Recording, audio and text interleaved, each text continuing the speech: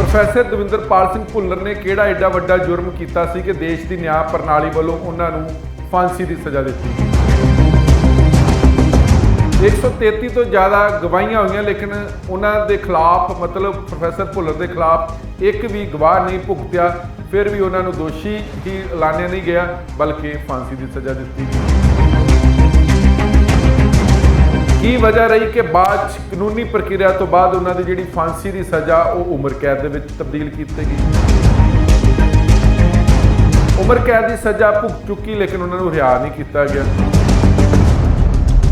ਕੀ ਵਜ੍ਹਾ ਰਹੀ ਕਿ ਭਾਰਤ ਸਰਕਾਰ ਨੇ ਜਰਮਨ ਸਰਕਾਰ ਨੂੰ ਇਹ ਵਾਅਦਾ ਕੀਤਾ ਸੀ ਕਿ ਪ੍ਰੋਫੈਸਰ ਭੁੱਲਰ ਦੇ ਖਿਲਾਫ ਕੋਈ ਕੇਸ ਦਰਜ ਨਹੀਂ ਹੈ, ਲੇਕਿਨ ਇਸ ਦੇ ਬਾਵਜੂਦ ਉਹਨਾਂ ਦੇ ਖਿਲਾਫ ਕੇਸ ਦਰਜ ਕਰਕੇ ਇੰਟਰੋਗੇਸ਼ਨ ਕੀਤੀ ਗਈ, ਉਹਨਾਂ ਦਾ ਜੁਰਮ ਕਬੂਲਿਆ ਗਿਆ, ਕਬੂਲ ਕਰਵਾਇਆ ਗਿਆ, ਅਦਾਲਤ ਦੀ ਪ੍ਰਕਿਰਿਆ ਚੱਲੀ, ਫਾਂਸੀ ਦੀ ਸਜ਼ਾ ਦਿੱਤੀ ਗਈ। ਕੀ ਵਜ੍ਹਾ ਰਹੀ ਕਿ ਦੇਸ਼ ਦੇ ਇਤਿਹਾਸ ਦੇ ਵਿੱਚ ਪਹਿਲੀ ਵਾਰ ਇੰਜ ਹੋਇਆ ਹੈ ਕਿ ਜਿਹੜੇ ਜੱਜਾਂ ਨੇ ਫਾਂਸੀ ਦੀ ਸਜ਼ਾ ਸੁਣਾਈ ਉਹਨਾਂ ਦੀ ਆਪਸੀ ਸਹਿਮਤੀ ਨਹੀਂ ਬਣੀ, ਲੇਕਿਨ ਫਿਰ ਵੀ ਪ੍ਰੋਫੈਸਰ ਭੁੱਲਰ ਨੂੰ ਫਾਂਸੀ ਦੀ ਸਜ਼ਾ ਦਿੱਤੀ। ਤੁਸੀਂ ਦੇਖ ਰਹੇ ਹੋ ABC ਪੰਜਾਬ, ਮੈਂ ਹਾਂ ਤੁਹਾਡੇ ਨਾਲ ਜਗਤਾਰ ਸਿੰਘ ਭੁੱਲਰ, ਸਭ ਦਾ ਸਵਾਗਤ ਕਰਦਾ। ਬੀਤੇ ਦਿਨ ਅਸੀਂ ਪ੍ਰੋਫੈਸਰ ਦਵਿੰਦਰਪਾਲ ਸਿੰਘ ਭੁੱਲਰ ਬਾਰੇ ਦੱਸਿਆ ਸੀ ਕਿ ਉਹ ਕੌਣ ਨੇ, ਉਹਨਾਂ ਦਾ ਪਿੰਡ ਕਿਹੜਾ, ਕਿੱਥੋਂ ਪੜ੍ਹੇ ਨੇ, ਕਿਹੜੇ ਕਾਲਜ ਦੇ ਵਿੱਚ ਨੌਕਰੀ ਕੀਤੀ, ਪਰਿਵਾਰਕ ਪਿਛੋਕੜ ਕੀ ਸੀ, ਅੱਜ ਕੱਲ੍ਹ ਕਿੱਥੇ ਰਹੇ ਨੇ। ਪਰ ਅੱਜ ਅਸੀਂ ਤੁਹਾਨੂੰ ਦੱਸਾਂਗੇ ਕਿ ਪ੍ਰੋਫੈਸਰ ਦਵਿੰਦਰਪਾਲ ਸਿੰਘ ਭੁੱਲਰ ਦੇ ਖਿਲਾਫ ਕਿਹੜਾ ਕੇਸ ਦਰਜ ਹੋਇਆ, ਕਿਉਂ ਉਹਨਾਂ ਨੂੰ ਫਾਂਸੀ ਦੀ ਸਜ਼ਾ ਦਿੱਤੀ ਗਈ, ਫਿਰ ਕਿਉਂ ਉਹਨਾਂ ਦੀ ਫਾਂਸੀ ਦੀ ਸਜ਼ਾ ਰੱਦ ਕੀਤੀ ਗਈ, ਕਿਉਂ ਉਹਨਾਂ ਦੇ ਖਿਲਾਫ ਕੋਈ ਵੀ ਗਵਾਹ ਨਹੀਂ ਭੁਗਤਿਆ, ਨਾ ਹੀ ਪੁਲਿਸ ਭੁਗਤਾ ਪਾਈ, ਲੇਕਿਨ ਇਸ ਦੇ ਬਾਵਜੂਦ ਉਹਨਾਂ ਨੂੰ ਦੋਸ਼ੀ ਮੰਨਿਆ ਗਿਆ, ਫਾਂਸੀ ਦੀ ਸਜ਼ਾ ਦਿੱਤੀ ਗਈ। ਅਸਲ ਸਭ ਤੋਂ ਪਹਿਲਾਂ ਅਸੀਂ ਦੱਸਦੇ ਹਾਂ ਕਿ 11 ਸਤੰਬਰ 1993 ਨੂੰ ਯੂਥ ਕਾਂਗਰਸ ਦੇ ਦਿੱਲੀ ਸਥਿਤ ਦਫ਼ਤਰ ਦੇ ਬਾਹਰ ਇੱਕ ਬੰਬ ਬਲਾਸਟ ਹੁੰਦਾ ਹੈ। ਇਹ ਜਾਨਲੇਵਾ ਹਮਲਾ ਉਸ ਸਮੇਂ ਦੇ ਯੂਥ ਕਾਂਗਰਸ ਦੇ ਕੌਮੀ ਪ੍ਰਧਾਨ ਮਨਿੰਦਰਜੀਤ ਸਿੰਘ ਬਿੱਟਾ ਤੇ ਕੀਤਾ ਗਿਆ। ਬੰਬ ਬਲਾਸਟ ਇੰਨਾ ਜ਼ਬਰਦਸਤ ਸੀ ਕਿ ਉਸ ਬੰਬ ਬਲਾਸਟ ਦੌਰਾਨ 9 ਵਿਅਕਤੀਆਂ ਦਾ ਕਤਲ ਹੋ ਗਿਆ ਔਰ 30 ਤੋਂ ਜ਼ਿਆਦਾ ਲੋਕ ਜ਼ਖਮੀ ਹੋ ਗਏ। ਖੁਦ ਮਨਿੰਦਰਜੀਤ ਸਿੰਘ ਬਿੱਟਾ ਵੀ ਜ਼ਖਮੀ ਹੋਏ। ਉਸ ਇੰਟਰੋਗੇਸ਼ਨ ਤੋਂ ਬਾਅਦ ਜਦੋਂ ਕੇਸ ਰਜਿਸਟਰਡ ਹੁੰਦਾ ਤੇ ਉਸ ਤੋਂ ਬਾਅਦ ਪੁਲਿਸ ਨੂੰ ਪਤਾ ਲੱਗਦਾ ਕਿ ਇਹਦੇ ਦੋਸ਼ੀਆਂ ਦੇ ਵਿੱਚ ਪ੍ਰੋਫੈਸਰ ਦਵਿੰਦਰਪਾਲ ਸਿੰਘ ਭੁੱਲਰ ਸਨ। ਹਾਲਾਂਕਿ ਕਿਸੇ ਨੇ ਵੀ ਇਹ ਨਹੀਂ ਦੱਸਿਆ ਕਿ ਮੌਕੇ 'ਤੇ ਪ੍ਰੋਫੈਸਰ ਦਵਿੰਦਰਪਾਲ ਸਿੰਘ ਭੁੱਲਰ ਹਾਜ਼ਰ ਸੀ ਜਾਂ ਨਹੀਂ ਹਾਜ਼ਰ ਸੀ, ਲੇਕਿਨ ਫਿਰ ਵੀ ਉਹਨਾਂ ਨੂੰ ਇਸ ਜੁਰਮ ਦੇ ਵਿੱਚ ਗ੍ਰਿਫਤਾਰ ਕੀਤਾ ਗਿਆ। ਔਰ ਪ੍ਰੋਫੈਸਰ ਦਵਿੰਦਰਪਾਲ ਸਿੰਘ ਭੁੱਲਰ ਉਸ ਸਮੇਂ ਜਦ ਉਹਨਾਂ ਦਾ ਨਾਮ ਸਾਹਮਣੇ ਆ ਜਾਂਦਾ ਕਿ ਉਹ ਵੀ ਕਸੂਰਵਾਰਾਂ ਦੇ ਵਿੱਚ ਸ਼ਾਮਲ ਨੇ, ਦੋਸ਼ੀਆਂ ਦੇ ਵਿੱਚ ਸ਼ਾਮਲ ਨੇ, ਤੇ ਉਹ ਕਿਸੇ ਢੰਗ ਤਰੀਕੇ ਨਾਲ ਜਰਮਨ ਭੱਜ ਜਾਂਦੇ ਨੇ। ਜਰਮਨ ਸਰਕਾਰ ਨੂੰ ਉਹ ਰਿਕਵੈਸਟ ਕਰਦੇ ਨੇ ਕਿ ਇੰਡੀਆ ਦੇ ਵਿੱਚ ਉਹਨਾਂ ਨੂੰ ਖਤਰਾ, ਇਸ ਕਰਕੇ ਸਿਆਸੀ ਸ਼ਰਨ ਦਿੱਤੀ ਜਾਵੇ। ਲੇਕਿਨ 1994 ਦੇ ਦਸੰਬਰ ਦੇ ਮਹੀਨੇ ਜਰਮਨ ਸਰਕਾਰ ਉਹਨਾਂ ਦੀ ਅਪੀਲ ਨੂੰ ਰੱਦ ਕਰ ਦਿੰਦੀ ਹੈ। ਉਹਨਾਂ ਨੂੰ ਜਰਮਨ ਸਰਕਾਰ ਸਿਆਸੀ ਸ਼ਰਨ ਨਹੀਂ ਦਿੰਦੇ। ਉਧਰ ਭਾਰਤ ਸਰਕਾਰ ਲਗਾਤਾਰ ਦਬਾਅ ਪਾ ਰਹੀ ਸੀ ਕਿ ਪ੍ਰੋਫੈਸਰ ਭੁੱਲਰ ਨੂੰ ਭਾਰਤ ਭੇਜਿਆ ਜਾਵੇ, ਕਿਉਂਕਿ ਲੋੜੀਂਦੇ ਅਤੀ ਲੋੜੀਂਦੇ ਕੇਸ 'ਚ ਉਹ ਦੋਸ਼ੀ ਨੇ ਤੇ ਭਾਰਤ ਦੇ ਹਵਾਲੇ ਕੀਤਾ ਜਾਵੇ।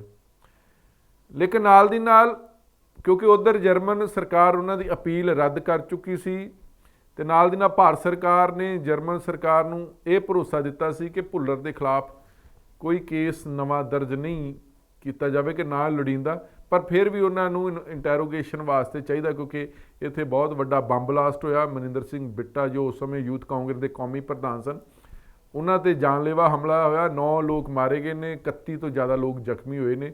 ਉਸ ਕੇਸ 'ਚ ਲੋੜੀਂਦੇ ਨੇ। ਜਰਮਨ ਸਰਕਾਰ ਪ੍ਰੋਫੈਸਰ ਦਵਿੰਦਰਪਾਲ ਸਿੰਘ ਭੁੱਲਰ ਨੂੰ ਭੇਜ ਦਿੰਦੀ ਹੈ। ਫਿਰ ਦਿੱਲੀ ਏਅਰਪੋਰਟ 'ਤੇ ਉਤਰਦਿਆਂ ਹੀ ਪ੍ਰੋਫੈਸਰ ਦਵਿੰਦਰਪਾਲ ਸਿੰਘ ਭੁੱਲਰ 'ਤੇ ਕੇਸ ਦਰਜ ਹੋ ਜਾਂਦਾ ਹੈ। ਇੰਦਰਾ ਗਾਂਧੀ ਹਵਾਈ ਅੱਡੇ 'ਤੇ ਉਤਰਦਿਆਂ ਹੀ ਉਹਨਾਂ 'ਤੇ ਦੋਸ਼ ਲਗਾ ਕੇ ਗ੍ਰਿਫਤਾਰ ਕਰ ਲਿਆ ਜਾਂਦਾ ਹੈਗਾ, ਕਿਉਂਕਿ ਉਹਨਾਂ 'ਤੇ ਇਲਜ਼ਾਮ ਸੀ ਕਿ ਉਹਨਾਂ ਨੇ ਮਨਿੰਦਰ ਸਿੰਘ ਬਿੱਟਾ ਦੇ ਉੱਪਰ ਤੇ ਉਹਦੇ ਸਾਥੀਆਂ 'ਤੇ ਜਾਨਲੇਵਾ ਹਮਲਾ ਕੀਤਾ।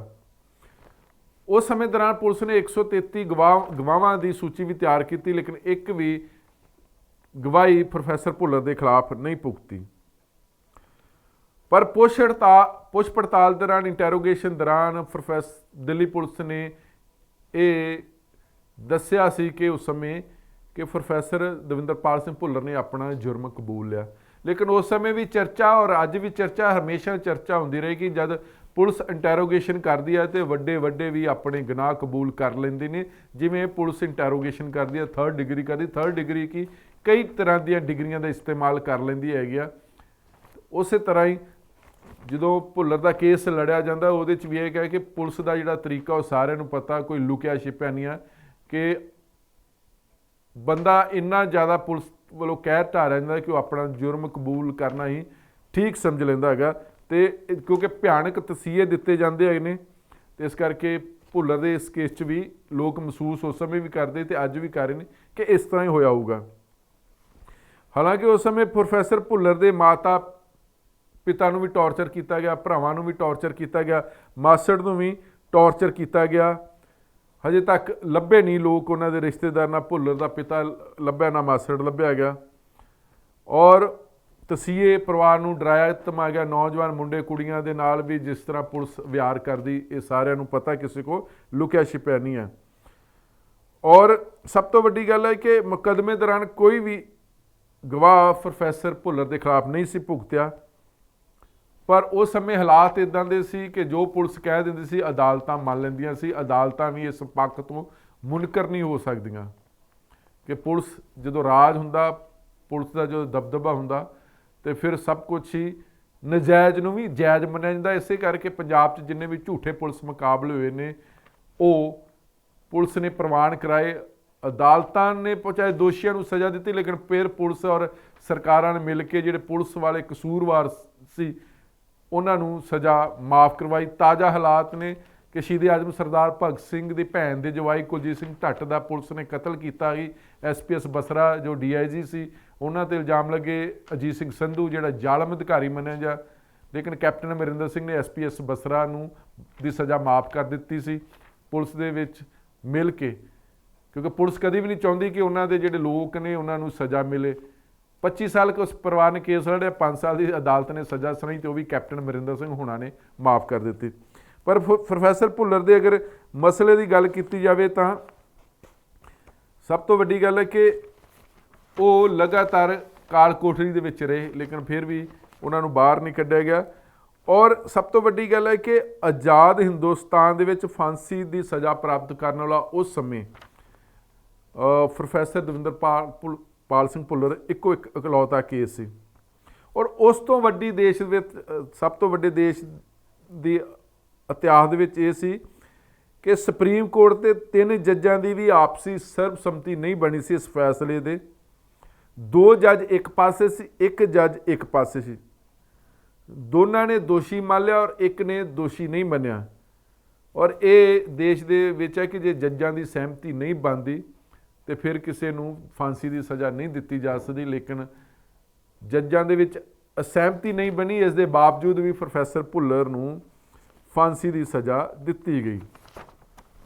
उस समय जिहड़े प्रोफैसर भुल्लर के केस दे सुप्रीम कोर्ट दे विच ही सुप्रीम कोर्ट के सीनियर जज से उस समय जस्टिस MB शाह ने प्रोफैसर भुल्लर नूं निर्दोष मान लिया सी। पर जिहड़े 2 जज सन जस्टिस अजीत पसियात अते जस्टिस अग्रवाल उन्होंने फांसी की सज़ा बहाल रखी। और ये उस समय रौला पिया सी कि जब जजां की आपसी सहमति नहीं आ फिर भी प्रोफैसर भुल्लर नूं फांसी की सज़ा क्यों दी गई। और नाल दी नाल ये उस समय सब तो वड्डा रौला भी पैंदा रहा। और ये भी मसला उस समय उठिया सी क्योंकि उस समय जिहड़ी भुल्लर की जिहड़ी सज़ा माफ़ी का जिहड़ा बेहद उस समय जिहड़ा केस मजबूत मन्निया गया सी, क्योंकि सज़ा देने वाले अगर सारे जज फांसी की सज़ा देने बारे सहमत नहीं होंदे तां मुलजम नूं कदे भी फांसी की सज़ा नहीं दी जा सकती तो उम्र कैद की सज़ा दी जाती है। पर भारत के कानूनी इतिहास में ये पहली बार होया सी कि 3 ਜੱਜਾਂ 'ਚੋਂ ਇੱਕ ਸੀਨੀਅਰ ਜੱਜ ਨੇ ਪ੍ਰੋਫੈਸਰ ਭੁੱਲਰ ਨੂੰ ਨਿਰਦੋਸ਼ ਵੀ ਕਰਾਰ ਦਿੱਤਾ। ਫਿਰ ਵੀ ਬਾਕੀ ਦੇ 2 ਜੱਜਾਂ ਨੇ ਉਸ ਨੂੰ ਫਾਂਸੀ ਦੀ ਸਜ਼ਾ ਦਿੱਤੀ। ਇਹ ਇੱਕੋ ਇੱਕ ਤੱਥ ਹੀ ਕਾਫੀ ਸੀ ਜਿਸ ਦੇ ਆਧਾਰ 'ਤੇ ਪ੍ਰੋਫੈਸਰ ਦਵਿੰਦਰਪਾਲ ਸਿੰਘ ਭੁੱਲਰ ਦੀ ਫਾਂਸੀ ਦੀ ਸਜ਼ਾ ਖਤਮ ਕੀਤੀ ਜਾ ਸਕਦੀ ਸੀ, ਲੇਕਿਨ ਨਹੀਂ ਕੀਤੀ ਗਈ। ਇਹ ਪ੍ਰੋਫੈਸਰ ਭੁੱਲਰ ਦੇ ਕੇਸ ਜਿਹੜਾ ਮਨਿੰਦਰਜੀਤ ਸਿੰਘ ਬਿੱਟਾ 'ਤੇ ਹਮਲਾ ਹੋਇਆ ਸੀ, ਉਸ ਸਮੇਂ 9 ਲੋਕ ਮਾਰੇ ਗਏ ਸੀ।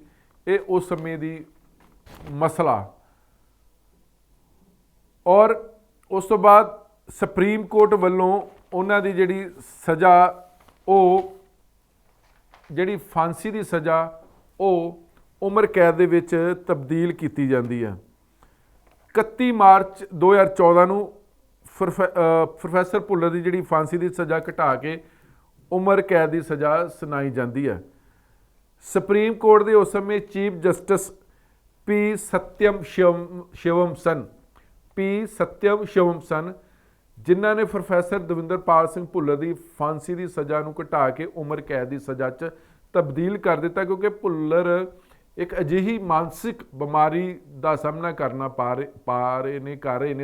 ਰਹੇ ਨੇ ਜਿਸ ਦਾ ਕੋਈ ਇਲਾਜ ਨਹੀਂ ਹੈ। ਕਿਉਂਕਿ 1994-95 ਤੋਂ ਲੈ ਕੇ ਉਹਨਾਂ ਨੂੰ ਲਗਾਤਾਰ ਕਾਲ ਕੋਠੜੀਆਂ ਦੇ ਵਿੱਚ ਰੱਖਿਆ ਗਿਆ, ਔਰ ਕਾਲ ਕੋਠੜੀ ਦੀ ਜਿਹੜੀ ਸਜ਼ਾ ਜਿਹੜੇ ਲੋਕ ਚੰਗੀ ਤਰ੍ਹਾਂ ਜਾਣਦੇ ਨੇ ਕਿ ਜਿੰਨੇ ਬੰਦੇ ਦੀ ਕੱਦ ਹੁੰਦਾ, ਜਿੰਨਾ ਉਹਦੀ ਬੋਡੀ ਢਾਂਚਾ ਹੁੰਦਾ, ਉਸ ਹਿਸਾਬ ਦੇ ਨਾਲ ਹੀ ਕਾਲ ਕੋਠੜੀ ਹੁੰਦੀ ਕਿ ਨਾ ਤੁਸੀਂ ਉੱਠ ਕੇ ਚੰਗੀ ਤਰ੍ਹਾਂ ਬੈਠ ਸਕਦੇ, ਜਾਂ ਨਾ ਲੰਮੇ ਪੈ ਸਕਦੇ, ਨਾ ਸੌਂ ਸਕਦੇ ਹੈ ਕਿ ਨਹੀਂ। ਕਾਲ ਕੋਠੜੀ ਦਾ ਮਤਲਬ ਕਾਲ ਕੋਠੜੀ, ਸੂਰਜ ਨਹੀਂ ਦੇਖਿਆ, ਧੁੱਪ ਨਹੀਂ ਦੇਖੀ, ਮੀਂਹ ਨਹੀਂ ਦੇਖਿਆ, ਮਤਲਬ ਕਾਲ ਕੋਠੜੀ, ਉੱਥੇ ਹੀ ਤੁਹਾਨੂੰ ਖਾਣਾ ਪੀਣਾ, ਉੱਥੇ ਹੀ ਤੁਹਾਨੂੰ ਗੰਦਮੰਦ ਸਭ ਕੁਛ ਉਸ ਕਮਰੇ ਦੇ ਵਿੱਚ, ਕਾਲ ਕੋਠੜੀ ਦੇ ਵਿੱਚ। ਉਸੇ ਕਰਕੇ ਉਹ ਮਾਨਸਿਕ ਤਸੀਹੇ ਵੀ ਚੱਲੇ, ਪੁਲਿਸ ਦੇ ਤਸੀਹੇ ਵੀ ਚੱਲੇ ਹੈਗੇ, ਤੇ ਉਹ ਮਾਨਸਿਕ ਬਿਮਾਰੀ ਦਾ ਸਾਹਮਣਾ ਕਰਨਾ ਪੈ ਰਹੇ ਨੇ। ਉਹਨਾਂ ਦੀ ਜਿਹੜੀ ਫਾਂਸੀ ਦੀ ਸਜ਼ਾ ਤੋਂ ਉਮਰ ਕੈਦ ਦੀ ਸਜ਼ਾ ਵੀ ਘਟਾਈ ਜਾਂਦੀ ਹੈ, ਲੇਕਿਨ ਹਾਲੇ ਵੀ ਜਿਸ ਤਰ੍ਹਾਂ ਦਾ ਉਹ ਬਿਮਾਰੀ ਦਾ ਸਾਹਮਣਾ ਕਰ ਰਹੇ ਨੇ, ਦੇਸ਼ ਦੀ ਨਿਆਂ ਪ੍ਰਣਾਲੀ ਵੀ ਚੁੱਪ ਆ। ਪ੍ਰੋਫੈਸਰ ਭੁੱਲਰ 'ਤੇ ਅਸੀਂ ਕੱਲ੍ਹ ਹੀ ਦੱਸਿਆ ਕਿ ਬਹੁਤ ਜ਼ਿਆਦਾ ਸਿਆਸਤ ਹੋਈ। Shiromani Akali Dal, Bharatiya Janata party, Aam Aadmi party, Congress party ਹੁਣ ਇਸ ਮਸਲੇ 'ਤੇ ਖੂਬ ਸਿਆਸਤ ਕੀਤੀ, ਲੇਕਿਨ ਕਿਸੇ ਨੇ ਵੀ ਤਣੋ ਮਣੋ ਪ੍ਰੋਫੈਸਰ ਭੁੱਲਰ ਦੀ ਰਿਹਾਈ ਵਾਸਤੇ ਅਪੀਲ ਨਹੀਂ ਕੀਤੀ।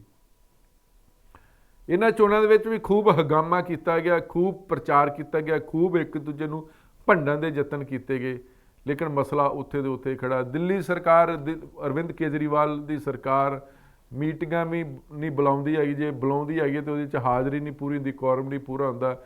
ਦਿੱਲੀ ਸਰਕਾਰ, ਭਾਰਤੀ ਜਨਤਾ ਪਾਰਟੀ ਦੀ ਜਿਹੜੀ ਸੈਂਟਰ ਸਰਕਾਰ, ਉਸ 'ਤੇ ਇਲਜ਼ਾਮ ਲਾਉਂਦੀ ਹੈ, ਸੈਂਟਰ ਵਾਲੇ ਚੁੱਪ ਨੇ, ਪਰ ਪ੍ਰੋਫੈਸਰ ਭੁੱਲਰ ਦੀ ਰਿਹਾਈ ਨਹੀਂ ਹੋਈ।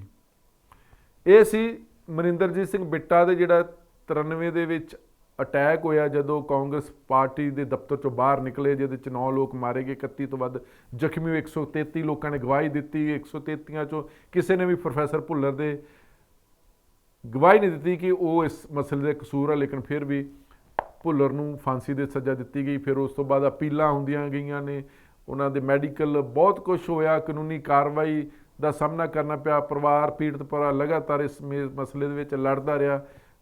ਅਖੀਰ ਉਹਨਾਂ ਦੀ ਜਿਹੜੀ ਫਾਂਸੀ ਦੀ ਸਜ਼ਾ ਘਟਾ ਕੇ ਉਮਰ ਕੈਦ ਦੇ ਵਿੱਚ ਕੀਤੀ ਜਾਂਦੀ ਹੈ, ਲੇਕਿਨ ਫਿਰ ਵੀ ਉਹਨਾਂ ਦੀ ਰਿਹਾਈ ਨਹੀਂ ਹੁੰਦੀ। ਹਾਲਾਂਕਿ ਜਿਨ੍ਹਾਂ ਨੇ ਦਿੱਲੀ ਸਿੱਖ ਕਤਲੇਆਮ ਦੇ ਵਿੱਚ ਕਿਸ਼ੋਰੀ ਲਾਲ ਨੇ ਕਈ ਸਿੱਖ ਮਾਰੇ ਸੀ, ਉਹਨਾਂ ਨੂੰ ਸਜ਼ਾ ਵੀ ਮਾਫ ਕਰ ਦਿੱਤੀ ਜਾਂਦੀ। ਇੱਥੋਂ ਤੱਕ ਕਿ ਜਿਨ੍ਹਾਂ ਲੋਕਾਂ ਨੇ ਰਾਜੀਵ ਗਾਂਧੀ ਦੇ ਕਤਲ ਕੀਤੇ ਹੈਗੇ ਨੇ, ਉਹਨਾਂ ਨੂੰ ਪ੍ਰਿੰਕਾ ਗਾਂਧੀ ਵੀ ਮਾਫ ਕਰ ਦਿੰਦੀ ਆ। ਲੇਕਿਨ ਪ੍ਰੋਫੈਸਰ ਦਵਿੰਦਰਪਾਲ ਸਿੰਘ ਭੁੱਲਰ ਜਿਹਦੇ ਖਿਲਾਫ ਕਿਸੇ ਨੇ ਵੀ ਗਵਾਹੀ ਨਹੀਂ ਦਿੱਤੀ, 133 ਗਵਾਹੀਆਂ ਪੁਲਿਸ ਨੇ ਰਿਕਾਰਡ ਕੀਤੀਆਂ, ਲੇਕਿਨ ਫਿਰ ਵੀ ਉਹਨਾਂ ਨੂੰ ਜੇਲ੍ਹ ਦੇ ਵਿੱਚ ਰੱਖਿਆ ਗਿਆ, ਫਾਂਸੀ ਦੀ ਸਜ਼ਾ ਦਿੱਤੀ ਗਈ। ਉਸ ਤੋਂ ਬਾਅਦ ਉਹਨਾਂ ਨੂੰ ਉਮਰ ਕੈਦ ਦੀ ਸਜ਼ਾ ਸੁਣਾਈ ਗਈ, ਫਿਰ ਵੀ ਜੇਲ੍ਹ 'ਚ ਉਹਨਾਂ 'ਚ ਨੇ। ਭਿਆਨਕ ਮਾਨਸਿਕ ਬਿਮਾਰੀ ਦਾ ਸਾਹਮਣਾ ਕਰ ਰਹੇ ਨੇ। ਇਲਾਜ ਚੱਲਿਆ, ਲੇਕਿਨ ਰਿਹਾਈ ਨਹੀਂ ਹੋ ਰਹੀ। ਅਸੀਂ ਕੱਲ੍ਹ ਤੁਹਾਨੂੰ ਦੱਸਾਂਗੇ ਕਿ ਉਹਨਾਂ ਦਾ ਵਿਆਹ ਕਿੱਥੇ ਹੋਇਆ, ਜਦੋਂ ਫੜੇ ਗਏ ਤਾਂ ਕਿੰਨਾ ਚਿਰ ਵਿਆਹ ਨੂੰ ਮੈਜ਼ ਹੋਏ ਸੀ, ਉਹਨਾਂ ਦੀ ਘਰਵਾਲੀ ਕਿੱਥੇ ਰਹਿੰਦੇ ਨੇ, ਔਰ ਨਾਲ ਦੀ ਨਾਲ ਦੱਸਾਂਗੇ ਕਿ ਜਿਹੜੇ ਸੁਮੇਧ ਸੈਣੀ, ਜਿਹੜੇ ਸੂਬੇ ਦੇ DGP ਰਹਿ ਚੁੱਕੇ, ਜਿਹੜੇ ਸ਼੍ਰੋਮਣੀ ਅਕਾਲੀ ਦਲ, ਭਾਰਤੀ ਜਨਤਾ ਪਾਰਟੀ ਦੇ ਸਭ ਤੋਂ ਹਰਮਨ ਪਿਆਰੇ ਪੁਲਿਸ ਅਫਸਰ ਸਨ, ਉਹਨਾਂ ਦਾ ਤੇ ਪ੍ਰੋਫੈਸਰ ਦਵਿੰਦਰਪਾਲ ਸਿੰਘ ਭੁੱਲਰ ਦਾ ਆਪਸੀ ਕਿਸ ਕੇਸ ਦੇ ਵਿੱਚ ਆਪਸੀ ਕਨੈਕਸ਼ਨ ਆ ਤੇ ਕਿਵੇਂ ਉਸ ਸਮੇਂ ਪੰਜਾਬ ਪੁਲਿਸ ਵੱਲੋਂ ਉਹਨਾਂ ਦੇ ਪਰਿਵਾਰ ਤੇ ਟੌਰਚਰ ਕੀਤਾ ਗਿਆ ਤੇ ਪ੍ਰੋਫੈਸਰ ਭੁੱਲਰ ਕਿਵੇਂ ਸਮੇਤ ਸੈਣੀ ਦੇ ਕੇਸ ਚੋਂ ਬਰੀ ਅਦਾਲਤ ਕਰਦੀ ਆ, ਫਿਰ ਵੀ ਪ੍ਰੋਫੈਸਰ ਭੁੱਲਰ ਦੀ ਰਿਹਾਈ ਨਹੀਂ ਹੋ ਰਹੀ, ਉਹਨਾਂ ਨੂੰ ਫਿਰ ਵੀ ਦੋਸ਼ੀ ਘੋਸ਼ਿਤ ਕੀਤਾ ਗਿਆ। ਕੱਲ੍ਹ ਅਸੀਂ ਇਹ ਪੂਰੀ ਤੁਹਾਨੂੰ ਵਿਸਤਾਰ ਨਾਲ ਜਾਣਕਾਰੀ ਦੱਸਾਂਗੇ ਕਿ ਪ੍ਰੋਫੈਸਰ ਦਵਿੰਦਰਪਾਲ ਭੁੱਲਰ ਦਾ ਸਮੇਤ ਸੈਣੀ ਦੇ ਨਾਲ ਕੀ ਕਨੈਕਸ਼ਨ ਆ। ਤਦ ਤੱਕ ਤੁਸੀਂ ਦੇਖਦੇ ਰਹੋ ABC ਪੰਜਾਬ। ਤੁਹਾਡਾ ਬਹੁਤ ਬਹੁਤ ਸ਼ੁਕਰੀਆ।